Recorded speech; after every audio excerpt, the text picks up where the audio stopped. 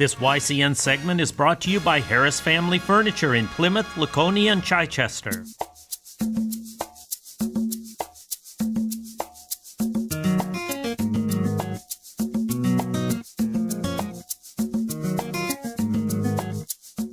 Hi, I'm Elizabeth D'Orazio, and I'm here with Neal, the town administrator for Hopkinton, and he's going to give us a primer for the town meeting season and make sure we're up to date on some important articles coming up. Thank you for joining us. It's great to be here.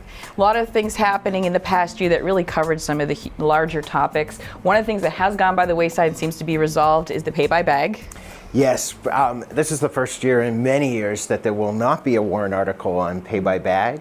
Hopkinton's had pay-by-bag for 8 years, and there has always been a petition warrant article to rescind it, and that did not happen this year. So now that that's resolved, it sounds like we can kind of move on because we do have some, budget items and things like that. But a key thing that's happening as the town looks ahead for economic development are these TIF districts. Tell us a little bit about how that came about and what we can expect to look at. Sure. The Select Board and the Economic Development Committee is very concerned about the high tax rate. Mm-hmm. And one way to help that is to encourage development to expand the tax base. This year, the Economic Development Committee is proposing 2 TIF districts. Sure. TIF is Tax Increment Finance Districts. And what those are is property that is added to or expanded and its value goes up. That added increment, the amount that's been added, goes into a TIF fund, and that TIF fund can be used for infrastructure. There are 2 districts proposed. One is around Exit 6 off Interstate 89. Mm-hmm. The plan there would be any development money would go into a fund. Sure. And that would pay for the expansion of sewer and water. So bonds could be done to expand water up to there. Right now, sewer only comes to the Maple Street School. Right.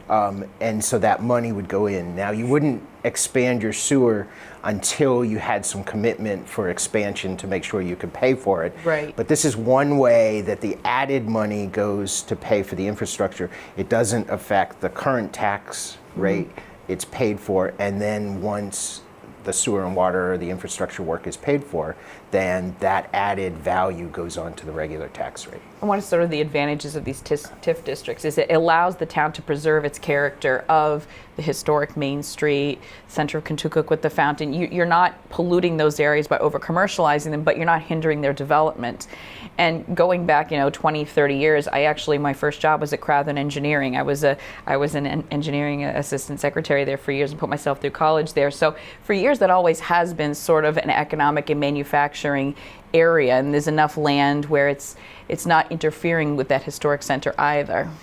That's exactly it. To develop that area, right now the Southworth Milton property is for sale. CAP moved, centralized their operation.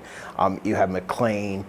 It has easy access to the highway. Right. We're pretty much central to the Hanover area, the Manchester area. Really, it's not far to Boston. No. And we're near Concord. It's really a good place for development, and we really think that would be a good place, and it doesn't change the character of the town.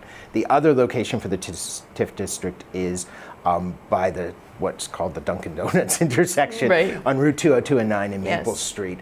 That's being labeled Hart's Corner, and there is area there that the hope is to develop in some way, and again, it will provide added tax revenue as development happens.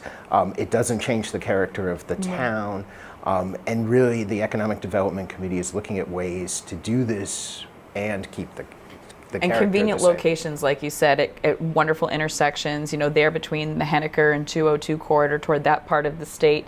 And right here at Exit 6, like you said, right at the junction, you can head right up to the Upper Valley if you want to, or 8 minutes to Concord. So really that is one of the things that Hopkinton is trying to get out to the greater state community, is it's a great central location, not just to live, but to work. And the consultant we've been working with, especially in the Hart's Corner area, really recommends some businesses, but also some added residential. People are looking for condos. They're either Yes. downsizing or they're just starting out, and it seems like there is a shortage in Merrimack County. The studies show that. There's a real possibility for developing that. That area could be developed with trails and access to the river. It's near the dam and also near Elmberg Park, so it could be an amazing place to live. And it is easy access. You're right onto 202 and onto 89 and can get places quickly. I want to thank Neal, and make sure if you're from the town of Hopkinton, you check out the town website so you're up to date on all the latest things prior to voting. And if you're a small business thinking to develop, sounds like Hopkinton may be a place you need to check out.